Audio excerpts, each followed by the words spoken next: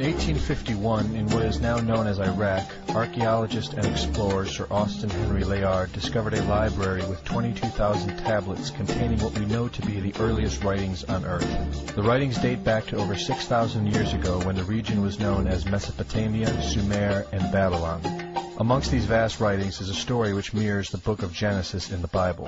It tells a story of a great flood which reshaped the face of the planet Earth and all of her inhabitants. It tells a story of a tower built and the creation of the spoken word. One of these scrolls includes a star map of what appears to be a sun and its planets. The writings include detailed descriptions and maps of our solar system matching what we know today and beyond. It includes a 10th planet in an orbit between Mars and Jupiter. It is written that the 10th planet Nibiru was thrust into our solar system and collided with the planet Tiamat. The remaining bulk of Tiamat over time became Eridu, the Earth as we know it, and the rest of her became the asteroid belt. In retrograde to the other 9 planets, Nibiru took orbit around our Sun in a long ecliptic or apogee. Lasting 3,600 years, it passes between Mars and Jupiter. In recent years, based on the patterns of our known solar system, astronomers have been looking for a planet with this same orbit. In search of this planet, they discovered the planet Pluto. The search continues. According to the ancient texts, this detailed information was given to them by the Anunnaki, or those who from heaven to earth came. They described the Anunnaki as a reptilian race of gods which came to the earth in fiery ships from their home planet of Nibiru, the 10th planet. It is written that these Anunnaki came to the earth to mine gold and other elements to serve in protecting the atmosphere of their distant home planet. After a workers' revolt, the Anunnaki rulers began to genetically alter Cro-Magnon man to create a slave race, resulting in the human race. It was said that we were created by the gods in clay vessels. It is written that man was forbidden to depict the Anunnaki in their actual form. Just prior to the Great Flood, the bulk of the Anunnaki would return home, leaving numbers of them behind to watch over the earth. Anu was king. Assigned to Anu to heed his instructions. 300 in the heavens he stationed as a god. The ways of earth to define from the heaven, and on earth 600 he made reside, after he all their instructions had ordered. To the Anunnaki of heaven and of earth he allotted their assignments. This story of reptilian gods from the heavens creating man is not at all uncommon. It in fact can be found in most every region of our planet. In Japan, emperors claim descent from dragon gods who came from the sky. Australian Aborigines teach of a reptilian race which lives underneath the earth and governs over men.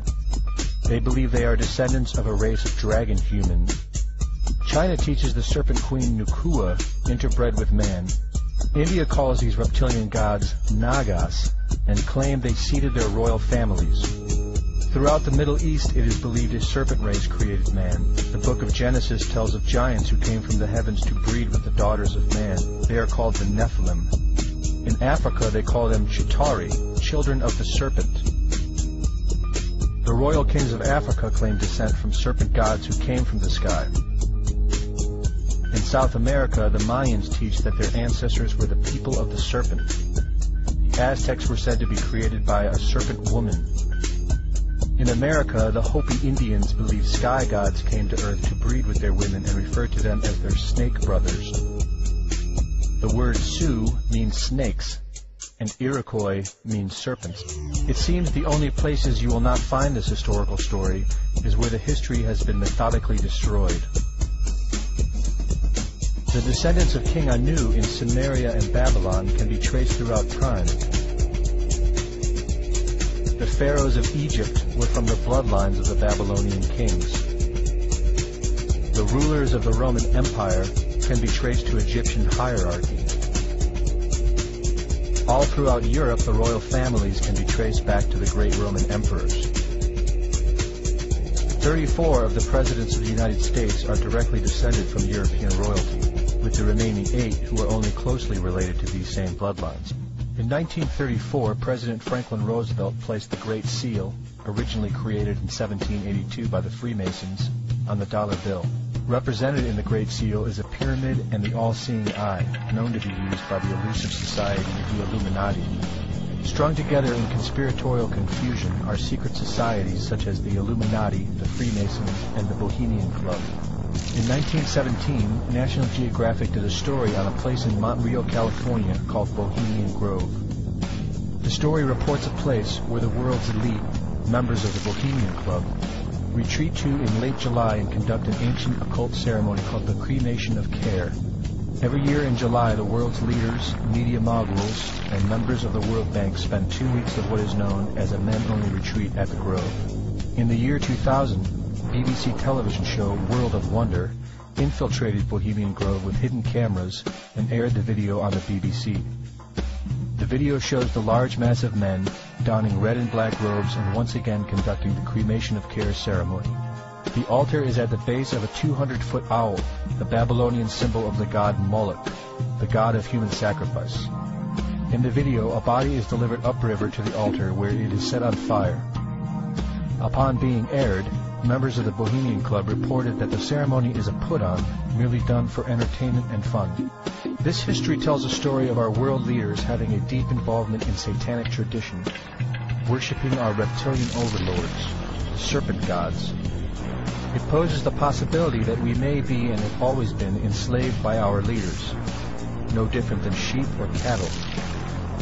There is an endless amount of information out there which supports this, but don't take my word for it.